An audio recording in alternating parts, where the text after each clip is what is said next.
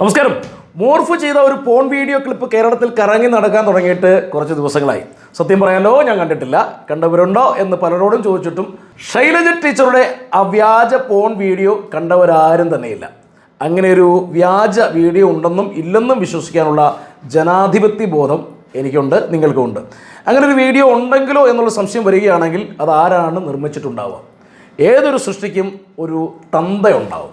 തന്തയില്ലാത്തവൻ എന്നൊരുത്തനെ ആക്ഷേപിച്ചാലും എത്തേറെ ആക്ഷേപിച്ചാലും നാലാൾ അറിയാത്ത, നാട്ടുകാരറിയാത്ത ഒരു തന്ത ഒരാൾക്കുണ്ടാവും, ഇല്ലേ? അപ്പോൾ തന്തയില്ലാത്തവൻ എന്ന ആക്ഷേപ വിളി ഒരപരാധമായിട്ടൊന്നും ആരും കൂട്ടണ്ട.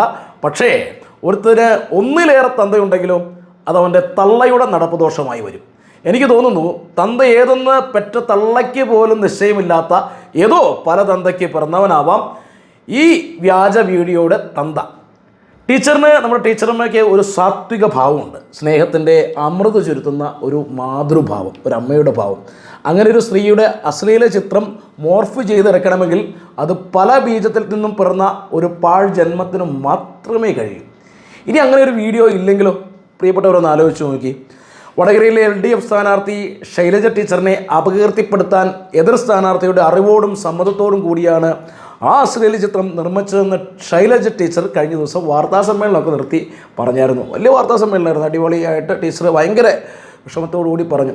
ആ സമ്മേളനത്തിൻ്റെ ഇടയിൽ ടീച്ചറിൻ്റെ പലപ്പോഴും ടീച്ചറിൻ്റെ കണ്ണുകൾ നിറയുന്ന ഞങ്ങളുടെ ആളുകൾ കണ്ടു, ജനങ്ങൾ കണ്ടു. ടീച്ചറിൻ്റെ കണ്ണുകൾ പലപ്പോഴും വിതുമ്പി.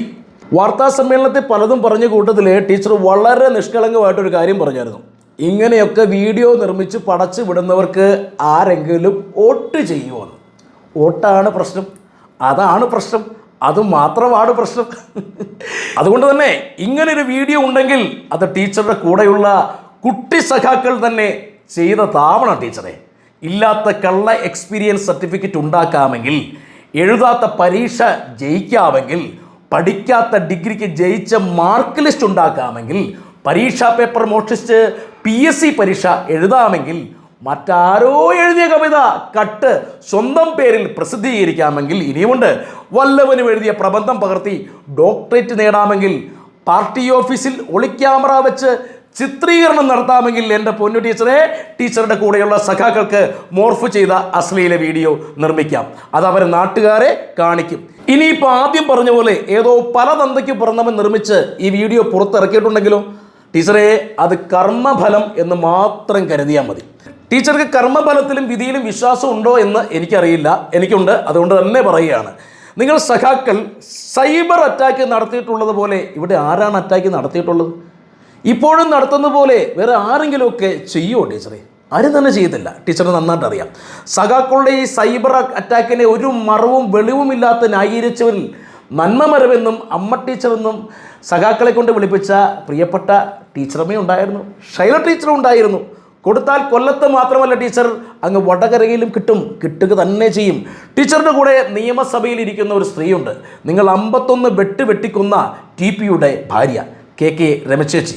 അവരെ സഖാക്കൾ അന്നും ഇന്നും വിളിക്കുന്ന ഒരു ഒളിപ്പേരുണ്ട്, പരസ്യമായൊരു ഒളിപ്പേരുണ്ട്, ആസ്ഥാന വിധവ. കേട്ട് കാണും അല്ലേ? ആന്തൂരിൽ നിങ്ങളുടെ പീഡനം സഹിക്കാതെ കെട്ടിത്തൂങ്ങിയ ഒരു ചെറുപ്പക്കാരനുണ്ട്.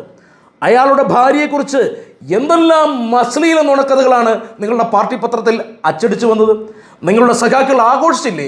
നിങ്ങളുടെ കൂടെയുണ്ടായിരുന്ന സിന്ധു ജോയി പാർട്ടി വിട്ടപ്പോൾ VS പറഞ്ഞതും ടീച്ചർ മറന്നുപോയിട്ടൊന്നുമില്ല എന്നാണ് എനിക്ക് തോന്നുന്നത്. നിങ്ങളുടെ ആസ്ഥാന ബുദ്ധിജീവി മണിയാശാൻ പറഞ്ഞതും ടീച്ചർ മറന്നുപോയിട്ടുണ്ടാവില്ല. ഇനിയുമുണ്ട് പ്രിയ നന്മമരമേ, പറയാനും പറഞ്ഞു ഓർമ്മിപ്പിക്കാനും ഞങ്ങൾക്കും നാട്ടുകാർക്കും ഒക്കെ ഒരുപാട്. നിങ്ങളുടെ ഒരു കുട്ടി സഖാവുണ്ട്, ആർഷോ. ഒരു പെൺകുട്ടിയുടെ നടുവിന് ചവിട്ടി വിളിച്ചതെന്നാണെന്നറിയോ? എടി പെലച്ചി, നിനക്ക് തന്തയില്ലാത്ത കുഞ്ഞിനെ ഞാൻ ഉണ്ടാക്കി തരുമെന്ന്. ടീച്ചർ അതും സൗകര്യപൂർവ്വം മനഃപൂർവ്വം മറന്നു, ഇല്ലെങ്കിൽ നടിച്ചു. നിങ്ങളുടെ ടീച്ചറായിരുന്നില്ലേ ടീച്ചറെ? ഇത്രയേറെ മറവി നല്ലതാണോ? നിങ്ങളൊരു കള്ളിയാണെന്നാണ് എനിക്ക് തോന്നുന്നത്. ഇരയുടെ കൂടെയെന്ന് പറഞ്ഞ് വേട്ടപ്പട്ടികൾക്കൊപ്പം നിൽക്കുന്ന നല്ല ഒന്നാം തരം കള്ളി അല്ലേ? ഇതൊരു ജനാധിപത്യ രാജ്യമല്ലേ ടീച്ചറെ?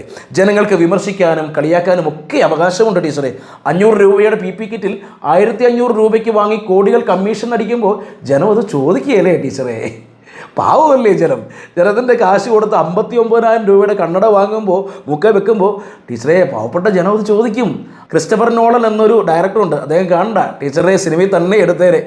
നിങ്ങളെ ഞാൻ വിശ്വസിച്ചേനെ ടീച്ചർ, ഒരുപാട് വിശ്വസിച്ചേനെ. ഒരിക്കലെങ്കിലും നിങ്ങളുടെ സൈബർ പോരാളികളെ നിങ്ങൾ തള്ളിപ്പറഞ്ഞിരുന്നെങ്കിൽ ഉറപ്പായിട്ടും പ്രിയപ്പെട്ട ടീച്ചറിനെ ഞങ്ങൾ വിശ്വസിച്ചേനെ. കഴിഞ്ഞ ദിവസം പി ജയരാജൻ അശ്ലീലം കലർന്ന ഭാഷയിൽ UDF സ്ത്രീകളെ വെണ്ണപ്പാളികൾ എന്ന് വിളിച്ചപ്പോൾ ടീച്ചർ പറഞ്ഞു ക്രീമി ലെയറിൻ്റെ മലയാളം ആണ് അതിൻ്റെ ഒരു പര്യായമെന്ന് ടീച്ചർ പറഞ്ഞു. ഓർക്കുന്നുണ്ടോ? മോശമായി പോയി, വളരെ മോശമായി പോയി. അടിമയെ പോലെ ടീച്ചർ ന്യായീകരിച്ചു.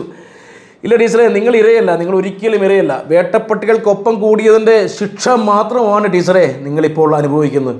ഒരു ഇരയുടെ വേഷം നിങ്ങൾക്ക് ഒരിക്കലും ശരിയല്ല. നിങ്ങൾ വാർത്താ സമ്മേളനത്തിൽ അറിഞ്ഞോ അറിയാതെയോ പറഞ്ഞു പോയ ഒരു കാര്യമുണ്ട്. പരാതി കൊടുത്തു, ദിവസങ്ങളായിട്ടും പോലീസ് കേസെടുത്തില്ലെന്ന്. ടീച്ചറെ, UDF അല്ല കേരളം ഭരിക്കുന്നത്, സതീശനല്ല ഇവിടുത്തെ പോലീസ് മന്ത്രി, പിണറായി വിജയനാണ്, ഡബിൾ ചെങ്ങനാണ്, ക്യാപ്റ്റനാണ്. ഒരു വെടിക്ക് ചിലപ്പോൾ ഒരു പക്ഷിയല്ല 2 or 3 പക്ഷികൾ വീഴും. അപ്പോൾ ടീച്ചറെ ശരി, വടകരയിലെ ടീച്ചർ ജയിച്ചു വരണം, നന്നായിട്ട് വരണം, നാടകങ്ങൾ ഇനിയും തുടരട്ടെ, സത്യമൊക്കെ കാലം തെളിയട്ടെ. ലാൽ സലാം ടീച്ചറെ.